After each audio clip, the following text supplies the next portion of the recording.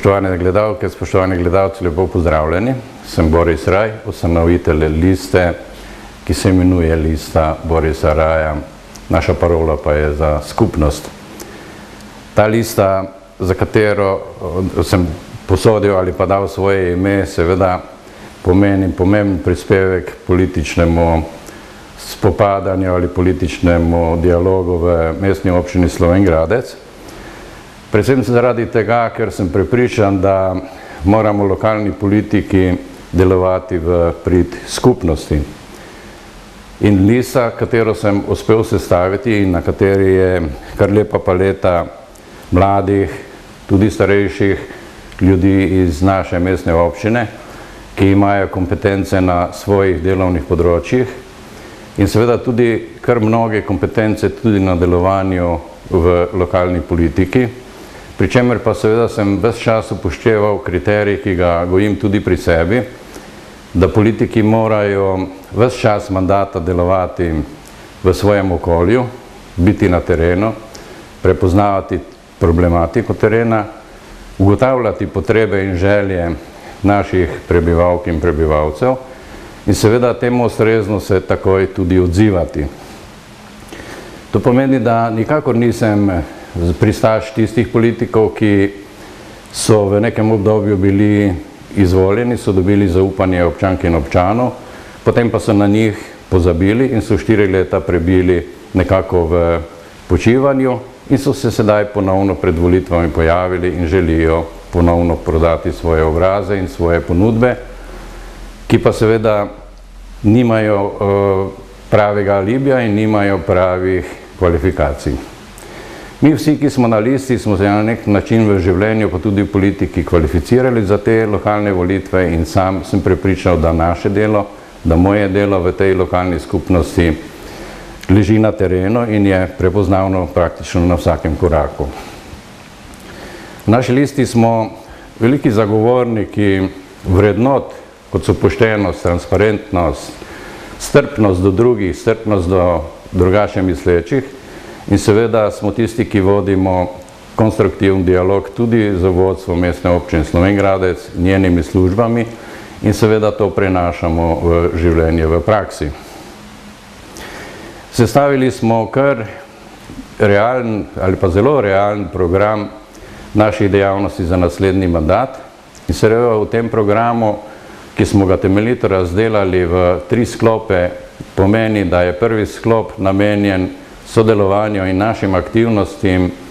v mestni občini Slovenj Gradec v odnosu do države oziroma Republike Slovenije, kamor sodijo najbolj pomembni sklopi, kot so financiranja nekaterih projektov. Seveda v to sodi tudi 3. razvojna os, v zvezi s katero smo v preteklem mandatu bili edini, ki smo dali zelo poglobljene in resne pripombe na umestitev hitre ceste, ki smo jo podprli. Naš temeljni poudarek v tem mandatu je, da mora država financirati in izpeljati obnovo obstoječih cestno-prometnih komunikacij na našem območju, ne zgolj v naši občini, pač pa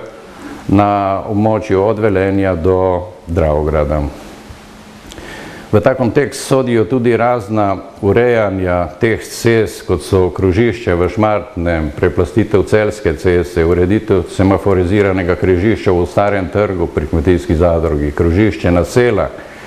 in še mnogo drugih takih točk, ki pomenijo prispevek k boljši varnosti v cestnem prometu in večji mobilnosti naših občank in občanov. Zelo pomemben projekt, ki ga vidimo na strateški ravni v odnosu do države, je končanje financiranja izgradnje glasbene šole v Slovenj Gradec, v zvezi s katero smo se in se še bomo trudili, da bo končana v letu najpozneje 2016. Imamo še tudi nekatere projekte, ki jih vidimo zgolj na nivoju mestne občine Slovenj Gradec. V tem smislu pa seveda vidimo tiste projekte, ki sodijo v strateško razmišljanje glede nadaljnjega razvoja mestne občine. Kot prvo tu vidimo nujno potrebo, da mestna občina sprejme strategijo lastnega razvoja in delovanja v dolgoročnem obdobju. V kontekstu te strategije mora dati smernice za sprejetje občinskega prostorskega plana, ki bo pravzaprav odprl temelje za to, kam in kako se bomo razvijali, kakšno industrijo bomo uvajali in kakšne dejavnosti bodo pri nas. Jaz vidim, da bi zaključek ali pa glavna vizija iz teh strateških planov občine mora biti v tem, da bo naša občina postala zelena občina in da bo naša občina postala tudi v upravno-gospodarskem središču, v smislu tudi ponovno središče Koroške bodoče pokrajine. Potem smo razdelili naš program tudi na nivo četrtnih skupnosti, v katerih pa seveda se navezujejo naši načrti iz obeh prej omenjenih nivojev, tako da sem prepričan, da to, kar smo sedaj storili, če samo za primer podam ureditev vodotokov, med kateri se lahko pohvalimo z inicijativo in akcijo, ki smo izvedli na Homšnici, potem tudi naš prispevek pri ureditvi Suhodolnice in ostalih vodotokov in seveda tudi ne nazadnje cestno-prometne infrastrukture v centru, v naselju S8 in seveda tudi vse ostalo, kar smo bili pobudniki in smo prispevali k ureditvi. Mi menimo tudi, da je potrebno otrokom posvečati veliko pozornost in izgraditi ustrezno infrastrukturo, kot so igrišča, kakršno smo tudi na našo inicijativo uspeli izgraditi v soseski S8. Skratka, mi ponujamo realen program, ne ponujamo gradov v oblakih in mi ponujamo reference, ki so dokazljive in